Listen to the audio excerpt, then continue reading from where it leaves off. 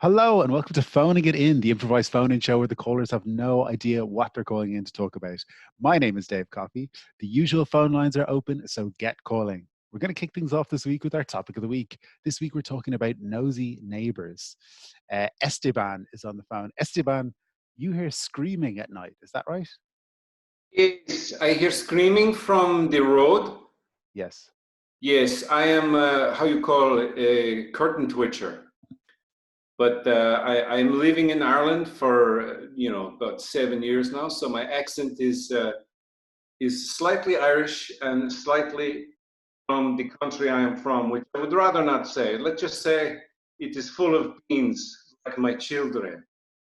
Yes, yeah. But it's patchy is what you're saying. If your accent sounds a little bit off, it's because you've been here for 7 years. Yes, I'm like I'm like the Lord of the Dance man who is kind of half Irish, half American, but I am sort of all over the place with my beans, if you know what I'm saying. I hear screaming on the roads. Where is it coming from? It is unclear, you see. I look out where I live. There is large fields around. There's too many fields, really. I have petitioned the government to get rid of some of the fields to replace them with houses. So I can say I remember when this was all fields. I want to have that experience that all the Irish people have. And what I'm looking for, I hear it like screaming like a banshee. And I always think that banshees are not real, that they are a figment of the imagination of Irish people. But I'm hearing this. And I don't know, a friend of mine says it is cats having sex. But I don't know. I have never been that close to animals when they are making love. I stay away from that kind of thing. Yeah, no, and I think you should. But I want to bring on one of your neighbours, Kayla. Kayla, you've heard the screaming as well, is that right? Yes, I've heard the screaming as well. It's a little bit closer to home for me, Dave, though. Yeah. What do you mean closer to home? Like I'd say it's next door. Yeah, it would be next. It feels a little bit more close to home in that sense. Okay, so you think it's your next door neighbour. What do you think is happening there? Do you think it's banshees or cats or something else? The sense I get from it, you can tell a lot from a man's scream, Dave, as you know. You can tell a lot from it. And I get the sense that it's it's one of our neighbours who has started to really just struggle with the lockdown, maybe. I think there maybe just it's frustration. I hear frustration in it. But I hadn't thought about the banshee aspect. It could be someone from another realm. I don't know. But I hear a lot of frustration in the screaming. What is this frustration? Is this frustration? Is this some sort of alcohol that he is drinking? What I understand, and you can only tell so much from afar, but what I understand is the marriage isn't good. That's the sense I get when I see them going in and out with the shopping. I just don't see a huge amount of rapport, not a great amount of teamwork, and I think it's sexual frustration that I hear.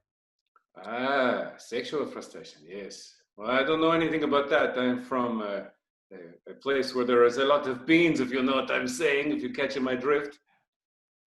Yeah, no, I do. I see. I get a great sexual energy from you, Esteban, when we go by each other on the road. I have no problem if it was like angry sex noises. Like to me, that is how you say arousing. That is making me aroused in the crotch area, the groin. Maybe I'm saying my loins are inflamed with arousal when I hear this. But this is too much. This is screaming. I don't know, are they in a sex swing? Are they hitting each other with cats? I don't know. I think a lot of pussies are getting damaged, is what I feel. Well, look, I want to bring on your neighbours, Kayla. It's Kez and Sive. So you guys are the couple in question that live next door to Kayla. The screaming seems to be coming from your house, and Kayla thinks, Kez, that it might be you screaming out of sexual frustration. Do you care to comment on that? If I could actually just step in there, Kez is a very weak man. He doesn't really know how to speak for himself. So I can actually answer that question for you. There's nothing wrong with him. He's very safe. I don't hurt him emotionally or physically. And I will say I've looked after him sexually thus far for 45 years of marriage. So no problems on that front either. Well, how do you account for the screaming then, Sive? We are part of a religion that has a little scream once in a while as a way of showing our dedication to our God. So it's not once in a while, though, according to these guys, it's every night. Every night, yeah. Well, we're very devoted. Kez, I would love to hear from you. I mean, is this true, what Sive is saying? I will definitely concur with the speech made there by my wife. The religion that we belong to, we are unallowed. We are banned from having sex on any day that features the letter A in the name of the day. It's true. So unfortunately, that has led me to seek pleasure elsewhere. In the animal kingdom. What do you mean by that, Kez? Well, we do have a lot of cats. My wife, she runs a sort of a home for neglected cats, and we have up to 40 cats roaming around the place, and they're all female cats. They get very frustrated, and that frustration bleeds onto my frustration, and I suppose I have developed sort of a cat-like scream when I can't get my rocks off, so to speak. Right. So some of what Esteban and Kayla are hearing is actually cat screaming, but and some of it is my own. Yeah. Is your own screams. Yeah. Yeah. And combination. Sive, is some of it Sive as well? Well, so you'd have the cats are screaming because they're sexually frustrated, and then you've my husband screaming because he's having reaching climax while having sex with the cats, and then you have me screaming sort of various things like "Kids, get off the cats, will you?" and sort of other instructional bits and bobs. So yeah, there probably is a fair amount of screaming. Also, just the screaming in dedication to our God as well. So which is unrelated to the entirely sexual. I lost my penis, unfortunately, in a PTO shaft related accident, sort of a barnyard misadventure, and I was grafted a new penis on from a cat. And if you know, a cat's penis is very much shaped like an arrow that you might see in a film featuring Native Americans. A very pointy end and a very thin shaft.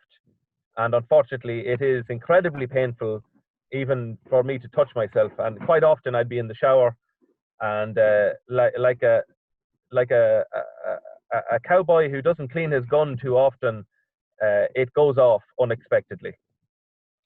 Right. And would you scream then when that happens as well? Oh, it's very painful, Dave. Yeah. Very painful. And Kez said earlier that you were having sex with these cats. I mean, how does your religion view that? I think a lot of people wouldn't agree with that kind of behavior.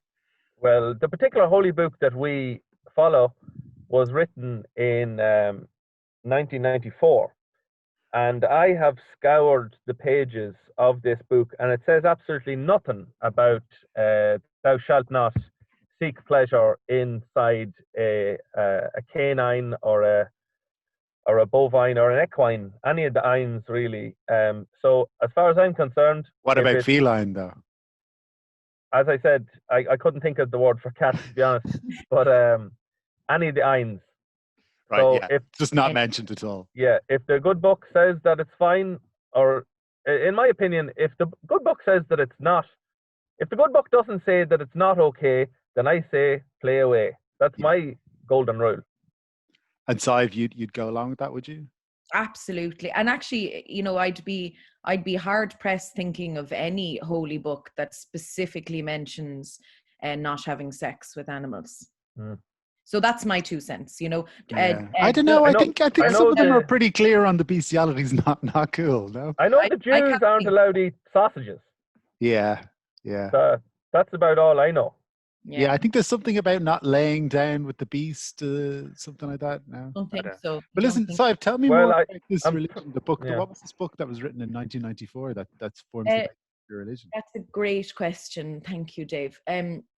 That holy book was written by a young gentleman called Philip Seymour Hoffman. And he wrote this book as he was looking into the Scientology movie that he did. Right. He was looking into various religions, reading about them, doing some research, and he decided he could probably do a better job of it. And it's very insightful. It's about 3.5 pages long. Pamphlet, really. Pamphlet, yeah. Pamphlet, yeah. Yeah, you'd read it on the toilet. Yeah, would. well, And you're not did. going to get in all the detailed rules of what you should and shouldn't do on a pamphlet that small. You know, you're going to run out of space. Yeah, well, if it was any longer, you'd run out of time. Do you know what I mean? There's an Very argument, true. Dave. Well, if you're confined to only reading on the toilet, you'd run out of time, I'm sure. But you could read it over other books over a longer period. You know, like weeks. Depends or on your months. diet, Dave. Yeah, no, that's true. What does the book say then? What are some of the rules that it does lay down, this religion? A lot of traffic-based rules. Don't cut people off. Wave at people when you see them on the road. Yeah. Which can take, you know, sometimes we live in Dublin, so a journey down to the shops can take, you know, up to 40 minutes because you're spending the whole time waving at people. It's mostly traffic-related rules, Dave. Right. Is it a traffic pamphlet? Is that what it's about? Like, what's it called? Or It's a Latin phrase, the rules of the rod. Rules of the road? Rules of the rod. Yeah. Yes. Okay. Well, listen, There's Esteban, an umlaut on the A, I think. I want to bring Esteban back in here because he was the one Yes. who originally phoned up to complain about all the Yes. noise. I mean, how do you feel now hearing your neighbors explain what the noise is? I have met this man. He has bandages on his hands because of the. I mean, obviously now I know he has a barbed penis, like a cat's penis, and I can't believe the words that are coming into my ears about this man. He says to me, "I say you like the cats," and he says, "I like the pussy," and I says, "What do you mean?" And I give him quizzical look. I furrow my brow. And I say, "What do you mean, my friend?" And he says, "I am an animal lover." And I go, "Oh, okay." But now I realize what he really means by animal lover. And I have to say, I am disgusted. Having never fucked a cat in my life, I can honestly say I do not want to do that. And I mean, I respect their religion. I respect the sex pamphlet that they live their lives by. But I think it's more of a traffic pamphlet, but yeah, go on. Yeah, I mean, if you want to have sex with a car, that is, I mean, sure, some cars from the 1980s. I look at the Ferrari from the 1980s and I say, check out the spoilers on that baby. I would like to somehow have sex with that if it was somehow possible. That's disgusting. That's absolutely disgusting. How could you? Your husband is having sex with 40 cats. How can you be on the high horse here? You probably want to fuck that high horse as well. Maybe the pamphlet does actually say to not have sex with your car. I mean, it is. Well, you'd burn yourself on the exhaust, Dave. Yeah, Well, It's not practical. It's actually not It's practical. not practical, no. Yeah. Okay, And yes. as well, If a good book says anything, it's practical, you know, as it would say, use your indicators. And that's what I would say to Esteban is use your indicators, you know? that is fair enough. I don't know what to step on your religions, freedom of expression, but maybe, keep the noise down, maybe soundproof your house, your apartment, maybe do it like Saturday night, because Saturday night is fun time. I like to have fun. I like to fuck everything that moves on a Saturday night. And then Sunday, you have the day of rest. You let your penis heal and your hands, and maybe like a little less screaming, maybe. Well, Into a paper bag or something. I don't know what kind of sex-mad country that caller comes from, and He I'm hasn't sure. made it clear. Yeah. Sextonia. Sextonia. I'm sure they're in their country. Their wives can pleasure their husbands with their own hands. Unfortunately, my wife's hands were very badly injured in a romantic misadventure, where I don't know if you've ever seen the film Pretty Woman, Dave, Mm-hmm. where Richard Gere buys a necklace for the whore, and he does this cheeky thing where he sort of snaps it on her hand in a jokey sort of a light-hearted fashion. It's a bit of a cheeky move. I wanted to do that to my wife when for her 40th anniversary of her birth. I had Birthday, got as some her. people call it. Yeah. Yes, that's true. I had got her. I'd got her a brand new tire for her car, and I opened up the boot of the car to show her the new tire. And as she put her hands in, I sort of slammed the boot down on her hands as a sort of a cheeky joke, and just completely destroyed her hands. She has no use of her hands whatsoever. None at all. So I just want to, Esteban, just make sure you know the full story before you start criticizing people's bedroom activities. Yeah. Well, maybe you should try foot job. Unfortunately, I also lost my feet in a different romantic misadventure as well. So, Was that also involving Kes, or was that with a previous partner? That was involving Kes. Yeah, we actually the pair of us we're in tatters. We're in absolute tatters. What happened with your feet? Well, let me tell you, that's a great story. Along similar lines, we love a rom-com, sort of 80s rom-com, anything with Julia Roberts in it. To be honest, she's just magic. That beautiful big smile. And so it was sort of I was taking the theme of the runaway bride, and on our wedding day I just ran away from him for days and days and days and days and days, endlessly, and I tripped up on day 47, and a lorry just came careering around the corner, and just flattened the feet right off me, and in the hospital. And feet like a duck. I do, yeah, exactly like a duck. Kez came in and just looked at me and said, well, I know I married the right woman, or didn't. And I said, you're right. We have a laugh. We have a good time. It does seem like you guys have a great laugh, and you're a great couple, and you've been through a lot together. But you're making it work, and that's what's important. Thank you. I love my floppy-handed, flat-footed wife. And I love my little pointy penised Kez. Okay, thanks, guys. It was great. Thanks so much for calling in. It was great talking to you. Thank you, Dave.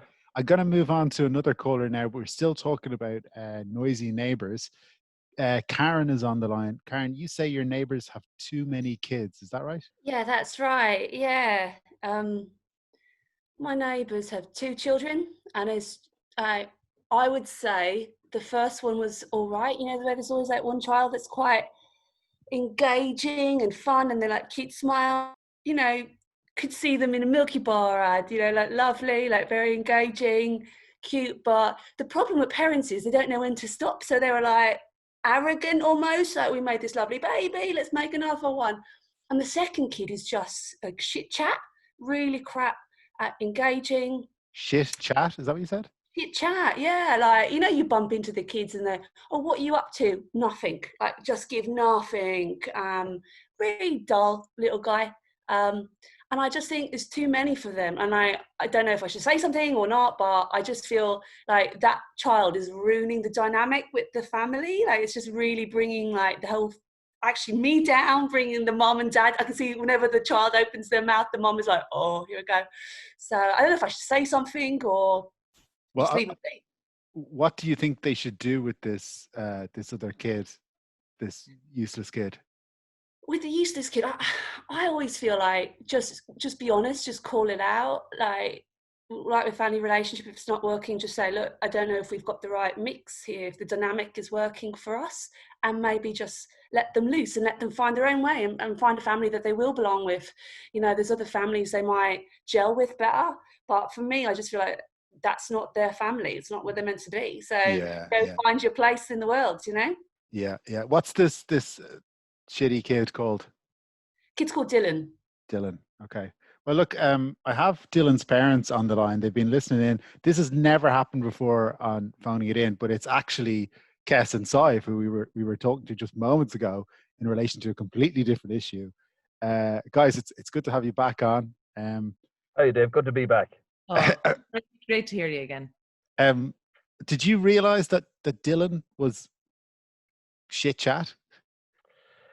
To be honest, Dave, yeah, from a young age, even from the birth, the first child came out screaming. It was very exciting. And the second one just came out. He was just like, you know, just barely even mustered up a cry. And, you know, the doctor, I don't know if you remember, so I gave him a good few slaps. Yeah. Slapped him like a closed hand slap, really. Sort of the kind of slap you give to a hysterical woman in a film in the 1940s. And nothing. Boring bastard. Very boring. I remember the doctor saying he just said, Jesus, that's a very boring baby, Eva, you're after birthing. And I agreed, you know, I was sort of covered in blood and I just sort of, he kind of like latched onto my breast very just boring, sort of like a lackluster kind of. Yeah, like a leech, like a little small slug-like baby. Yeah. I remember making a joke to the doctor saying, "Oh, can we put him back?" And we had a bit of a laugh, but then, you know, we kind of thought about it. Would that be possible? We tried actually for several years after he was born. But it's very hard to push a child. I mean, as hard as it is to push a child out of a woman's belly, it's near impossible to push it back in. Yeah. Like putting toothpaste. We did our best. Like putting toothpaste back in a tube just doesn't work, Davey. No. Yeah. What age is Dylan now? Oh God, I don't even know. What age is he? I'm actually not sure. 7 or 8. The last time we asked him, he sort of yawned, and then I got bored looking at his face. So He was born during the Winter Olympics. When was that? Yeah, you're right. That was 8 years ago, maybe. 8 years ago. Oh, yeah. Right. Yeah. So 8. I'll take your word for it, Dave. Well, look, Karen kind of thinks that maybe it's time to just sort of like cut him loose. Karen? Yeah, I mean, and I know it impacts on you guys more than me, but it's just, even though like when he came trick-or-treating and he was there for like fucking 2 minutes, I was bored off my brain. Yeah, so he dressed up as Simon Coveney for Halloween. Yeah, exactly. And he started talking to me about policy, and I was like, oh, here, mate. Fuck off.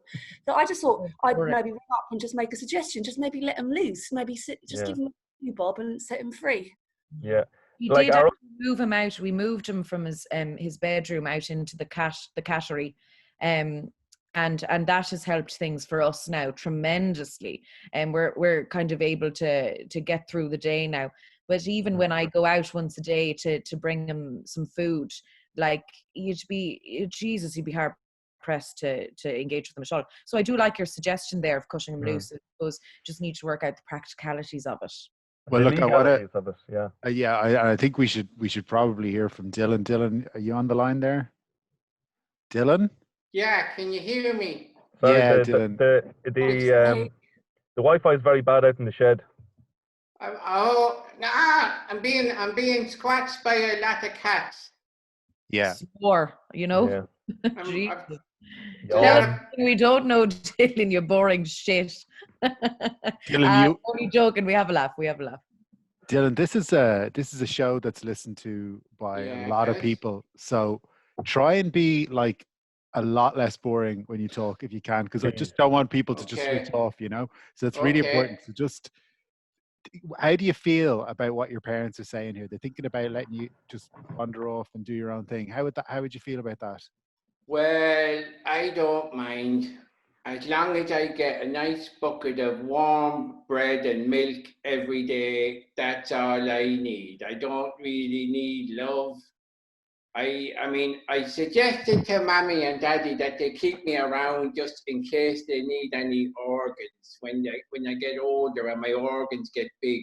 Because, you know, Mommy, I always thought Mommy was a professional snorkeler because of her feet are very flat. But no, she'd lost her feet and her hands. And I said to her, you know, take my hands. I don't do anything with the hands that I have. Or take my feet. But they don't seem to want them at all.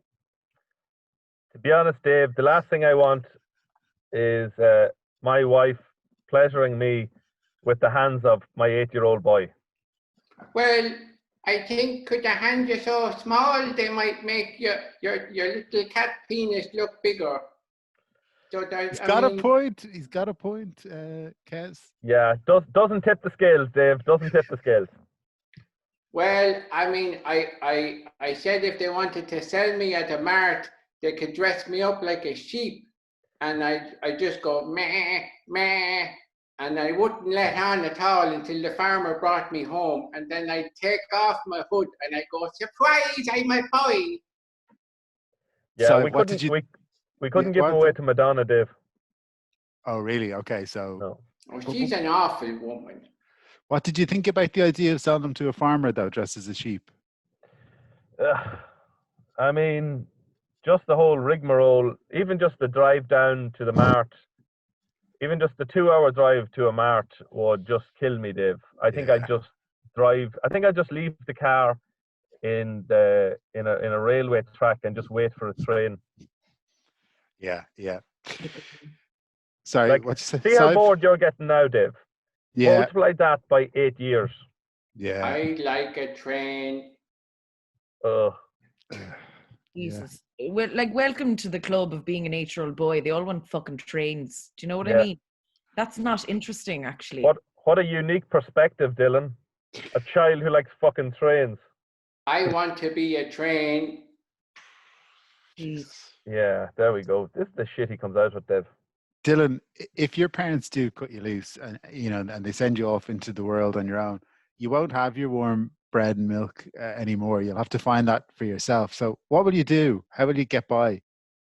Well, I'll just hang around the back of shops and I'll hang around the back of restaurants, and whatever they throw out, then I'll eat that, whatever it is. I mean, I do like warm bread and milk. I think what I might do is I might Dylan, I'll have to stop you there. It's just too boring. I'm sorry. So boring. We tried to listen to you. What we've done is you have to use the tactic of not asking any questions of her. Yeah. It actually opens you up to exposure then. So you have to be very strict. You don't ask any questions. My name is Dylan. Oh, see, he'll even just start doing it without you having to ask the question. If I dressed up as a duck, people might give me bread. Yeah, look, we don't want to hear from you anymore, Dylan. Karen, I like ducks. Karen, have you, I mean, is there a way that you can avoid contact with Dylan? I've put up an electric fence around the house, and I know that has been semi-effective. It knocked him out a couple of times, but he's very friendly, and that's the problem. His spirit hasn't been fully broken, but I suppose what I can do is just continue to ignore him. And now that I know he likes warm milk and warm bread, I might, I don't know, put some sedatives in it. And I hope I don't sound cruel. Not at all, no. Not at all, no. Very understandable. You have full permission from us to do whatever you need to do to survive. I'm sure you guys have done it. We've actually installed, those shock collars you can get for little dogs. Oh, but we have it worked so that rather than keeping the dog on the property, we have it to keep Dylan off our property. Right. That explains why he kind of wanders over to my... Sorry about that. Yeah.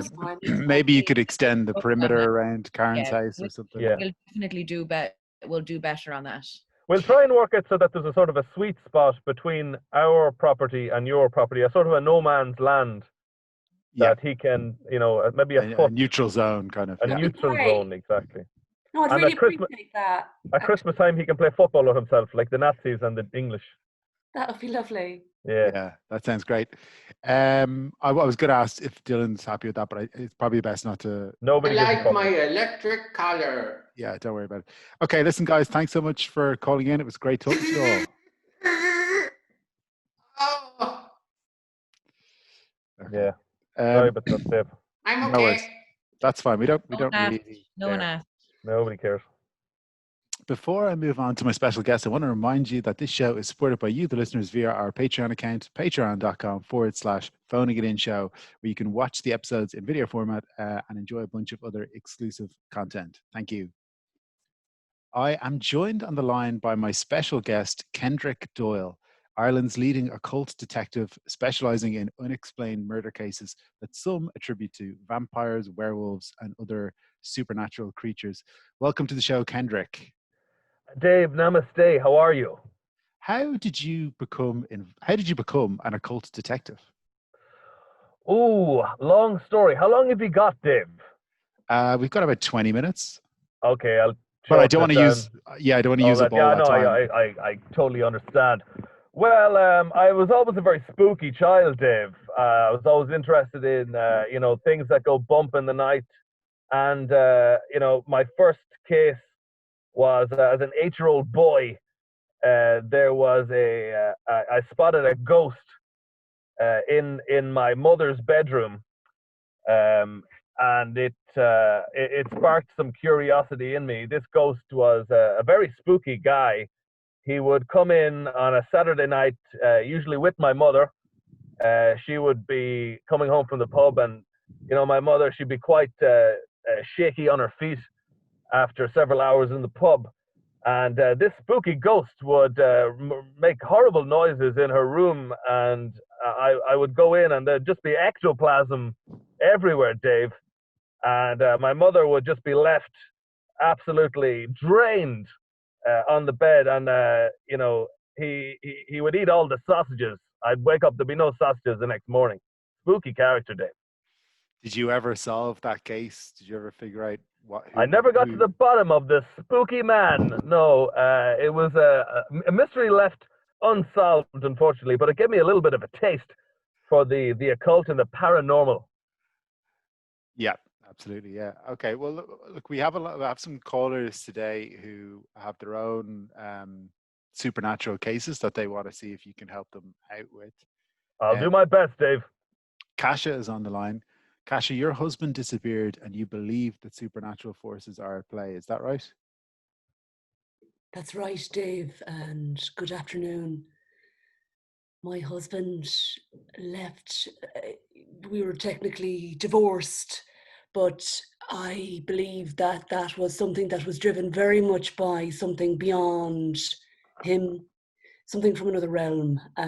He went on a holiday to Las Vegas a couple of weeks prior to coming home, and telling me that he wanted to end marriage. And I believe that something happened in the Nevada desert that has influenced his spirit.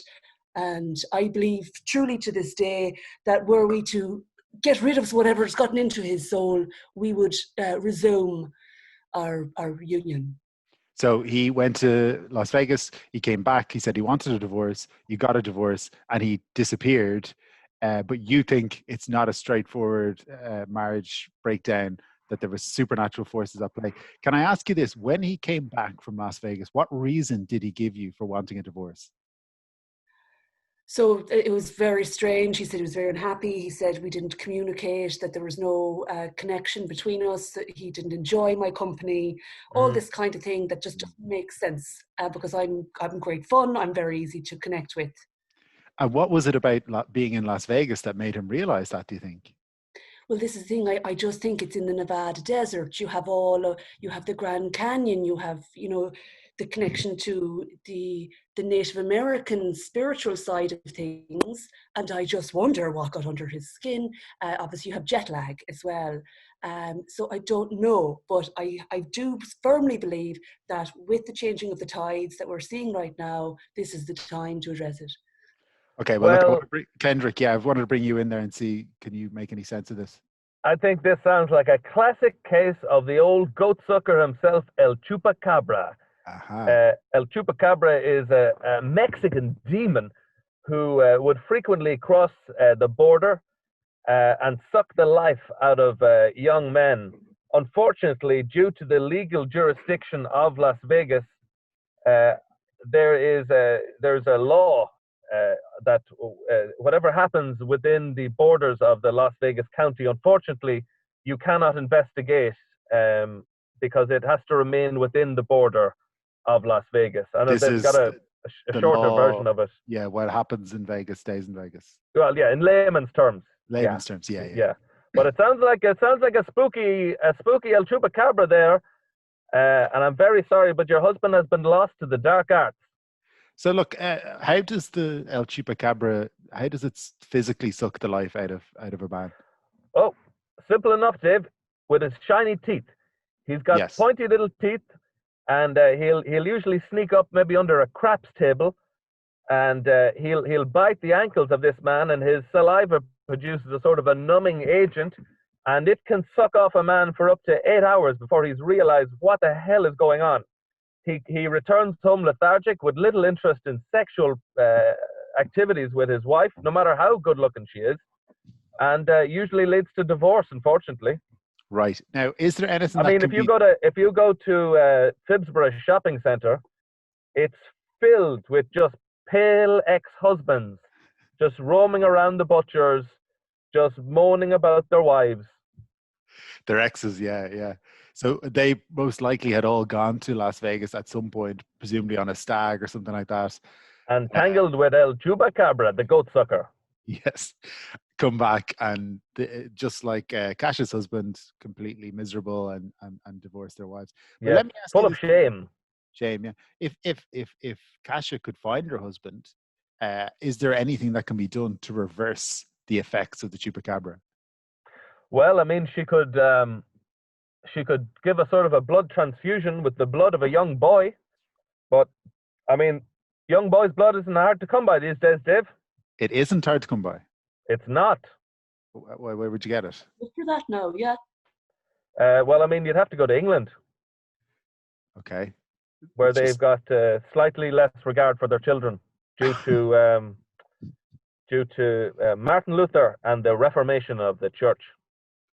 Okay, right. So if I'm hearing this right, Kasia, all you need to do is track him down, get him on the ferry to England. I'm presuming it'd be easier to force someone onto a ferry than a plane because the security is pretty lax. Find a young boy with a matching blood type and do a transfusion. Is that something you'd consider? I mean, this is brilliant. This is very practical, and I suppose I will let you know how I get on. Please do. Keep in touch. Okay, Kasia, stay on the line. I'm going to take some other quick callers, but I might come back to you. Eamon is on the line. Eamon claims to be a vampire that you have faced before, Kendrick. Eamon, are you there? Hello. Good to see you again, my old nemesis. If it isn't the demon of Offaly himself. It is. It's me, in the flesh, so to speak.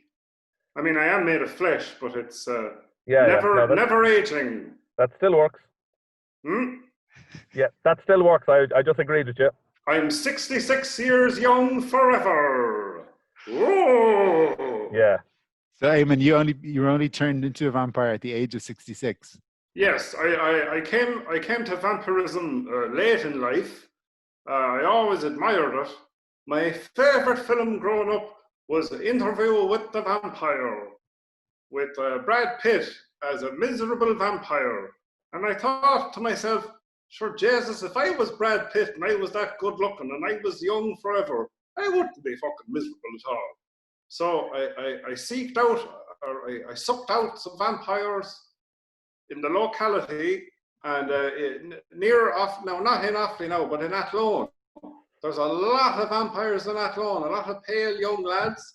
So I was hanging around on corners looking for pale young groups of lads. And wouldn't you know, Dave, I got arrested. And I told the guards, have it all wrong. I'm not after these lads for anything but immortality. See, I suck their blood and I become immortal. And sure, but you know, statistically, one of them has to be a vampire. So I spent a good few months sucking young lads in that lawn, and then bingo, jackpot. I hit the mother load, and I got one. See, usually, course, Dave, usually vampires would become undead roughly at the peak of their life, maybe 25 to 35 years old, when they're, you know, full of joie de vivre. But this particular vampire was 66 years old, so he has very bad knees. His eyesight isn't great, and if anything, he's sort of immortalized at, you could argue, the worst period of his life, you know, retirement age. He's a very, very slow, twatty vampire. Yes, but you know, people are often very happy at that point in their life, and I have to say, Eamon sounds a lot happier than Brad Pitt's character in Interview with a Vampire. He seems to be enjoying being a vampire, is what I'm saying. You could argue that. I'm loving it. Yeah. But I walk around the town and I go to the butchers and I say, can I come into your butcher shop? And I go in and I say, any old spare blood going?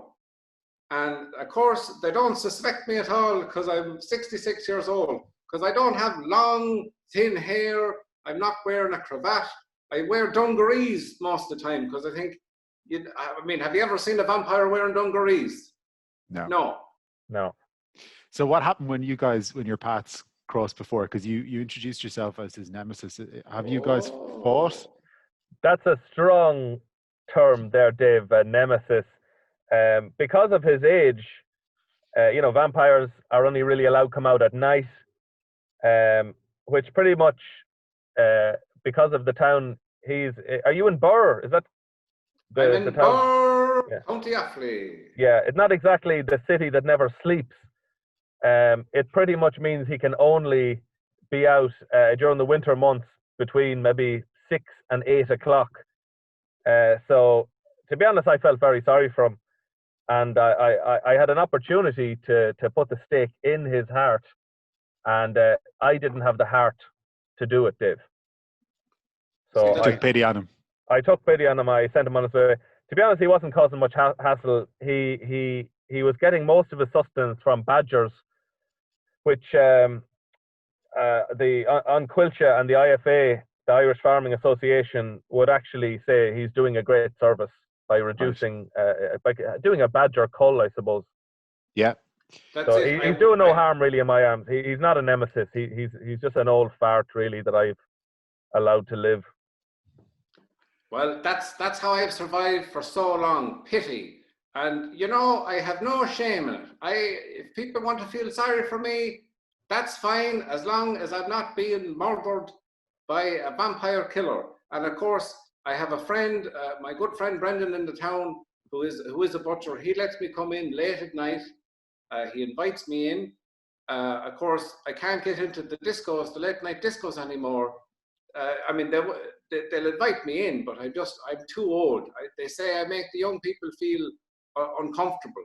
And of course, I have a lot of blue translucent veins on the surface of my skin, which is just, you know, an unfortunate side effect of vampirism, and I can't do anything about that. And old age. So I say to some people, I can disguise it as saying, oh, it's varicose veins, not vampirism. But unfortunately, I can't cover it over with makeup, because none of the fucking makeup shops in town will open after the sun goes down, and it's infuriating me. But as for the badgers now, yeah, I've been out, not only badgers, foxes, anything, and stoats, yeah, and the farmers love me. I was just going to say, Eamon, yeah, did they pay you anything for getting rid of the local wildlife there, or? Well, I mean, I'm just happy to have the blood now. I wouldn't ask for anything. I think I'm doing a service, and I think if I was to be paid money, I would be beholden to them. I have my pension, and I have my box of earth that I sleep in the basement of my house, and my brother lives in the other room. and you know, we're two bachelors living together in a small town, and if people think that's weird, then you know, maybe it is because I'm a vampire, but for no other reason than that. And I've lived this long now, and I'll continue to live. And sure enough, my knees may be bad, my eyes may be bad, but they're not getting any worse. That's the way I look at it. I'm a glass half full of blood type vampire. Yeah, absolutely. Great. Well, listen, Eamon, stay on the line because there's somebody else coming on who I think you've probably crossed paths with as well, which is Kendrick's former child sidekick, Sammy. And Sammy, you claim that Kendrick ditched you when you became an adult. Is that right? He did. Yeah, he did. He told me he only likes working with very young people. And once I got to the age of 16, he just said, "You're awful looking now, and puberty did you no favors at all. Get out of my car." So that's how that went. Where did that happen? Where did he leave you?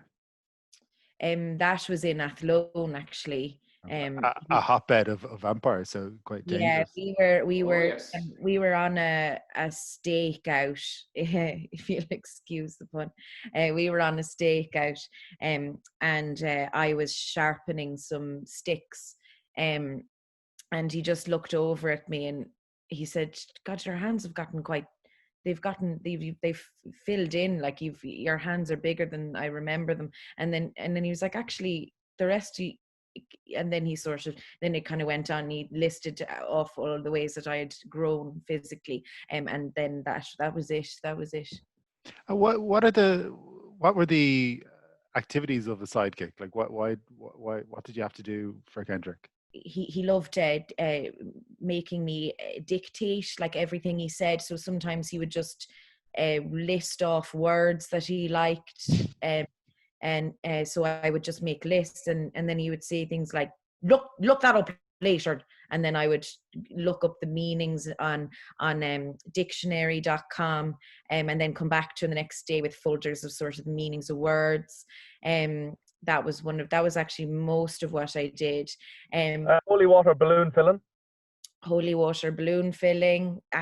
Absolutely. I was quite fun, actually. Sometimes we'd have a little balloon water fight ourselves, on our break, that kind of, like, those are some of the good memories I have now, to be honest. Yeah. Sometimes just recording programs I like off the television. That's exactly right. And bringing Son. Yes, that was your favorite, and old reruns of Starsky and Hutch. You loved that as well, didn't you? Yeah, and you'd take out the ads. I would edit out the ads, and sometimes he'd want me to actually insert different ads into those, like ones he had fond memories of from childhood, like the old Weetabix ads or the Cadbury's Bunny. Yeah. So I would edit in older ads that he liked, or sometimes just only Christmas ads, like only the John Lewis Christmas ads. I'd sort of edit out all the other ads and input the John Lewis Christmas ads just one after the other. The real reason I got rid of him was I had his suspicions that he was a werewolf. Okay. Is that why you had the water balloon fights every so often, just to sort of test them out, because I remember he reached about 13 or 14. He started sprouting hair all over his young body in places that I didn't have hair, Dave, like the lower back. And I said, "This little bastard's a werewolf." And I'd try and tempt him out. I'd say, "Come here, let's go out for a picnic on Saturday night. There's a full moon." And he'd say, "I'm hanging out with my friends. I don't want to be having a picnic with an old man under the moon." And I'd say, "You little fucker, I have you now." So after I tried to, I had a silver dollar that my uncle brought back from America. I tried to smelt it into a bullet, and I went to shoot him. Unfortunately, the gun misfired, and I blew off 3 of my fingers and frightened him off. And that was really to use a term in my industry, that was the final nail in the coffin. Yes, of course.